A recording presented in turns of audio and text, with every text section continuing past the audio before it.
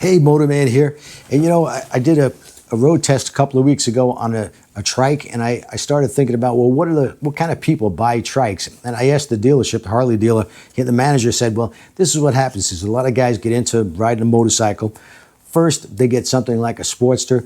They get tired of that. Maybe they want to put the wife on the back. It's not really the best bike for that. So they get a soft tail like a Heritage. They ride that for a while. Then they decide, well, they want to do some serious touring and they want to do it with the wife on the back. So they get something like an Ultra. So then as the years go by, person gets older, they're in their 60s, maybe early 70s, and they start thinking about, well, maybe my reflexes aren't as good. I'm having some problems with my knees or my hip, whatever the case may be. There's a million reasons to get off two wheels. But here's something to think about. If you're riding a 900-pound Harley Davidson and you want to get something, maybe you want to downsize a little bit before going to the trike, or if you get the trike but miss the two wheels, the dealer said this is what a lot of people do. The same guy who started with the Sportster goes back to it. So I'm going to give you my top 4 motorcycles that if I had no choice and maybe a 900-pound motorcycle became too much for me, I don't see that happening anytime within the next 20 years. But here's the bikes that I would pick if I was in that situation. And this one that I've never ridden yet, the Honda Rebel 1100, comes in at $94.99, and I'm going to talk about motorcycles, by the way, that are under $10,000.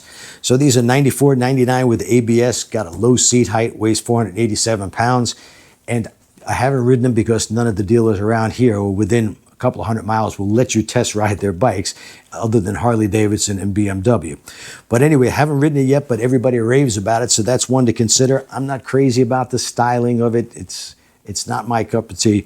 The next one I would have to consider is the Vulcan S. Now, the Vulcan S comes with ABS. It starts at $78.99, weighs right about 500 pounds. And the best thing about this bike is it's a sharp-looking bike, but also it's adjustable for just about any size rider. And you can get bars that are more forward or foot pegs that are forward or back. I think it's 3 or 4 different adjustments that can be made on that motorcycle so that it fits any rider.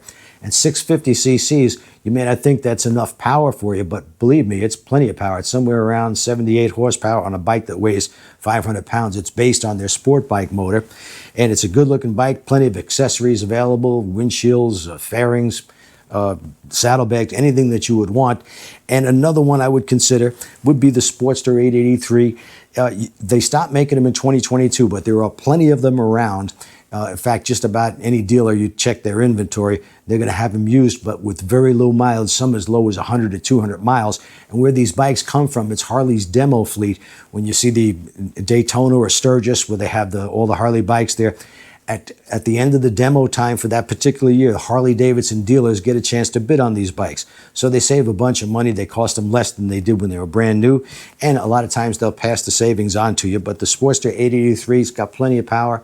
Not something if you want to put the wife on the back, or not a type of bike that you want to take a long trip on. But I could tell you at 70 miles an hour, you still got enough power to pass, and it doesn't feel like the motor is strained on that bike.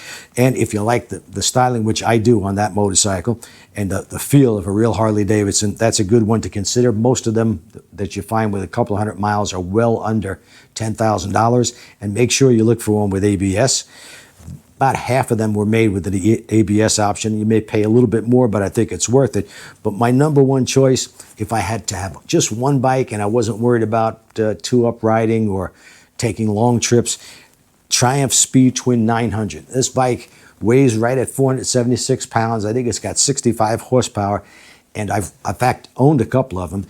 Very fun bike to ride, extremely maneuverable. I rode it around my course. It's almost like cheating. In fact, I've had a couple of riders come to my class with that particular bike, and they do very well because it's short wheelbase, short rake, and it's very smooth, got plenty of power. It's a 5-speed transmission, but again, you could cruise to 75, 80 on that bike and still have plenty left. They'll do well over 100 miles an hour. There's accessories available if you want to put saddlebags on it, or fairing, or even a windscreen, and they're extremely reliable motorcycles. Very much like a Honda or a Suzuki or any of the Japanese bikes. In fact, it's made someplace in the Orient. I'm not sure exactly where, but there's no problems. It's not like years ago with Triumphs where you couldn't get them started, electrical problems. I never had a single problem, and I put over 5,000 miles on a couple of different Triumphs. So that would be my favorite, and at $98.95, and I think they even have a $750 rebate on them right now.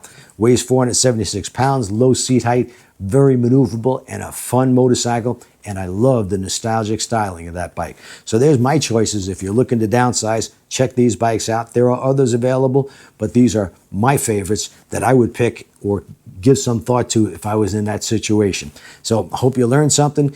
Please subscribe, give me a thumbs up, click that notification bell, and thanks for watching.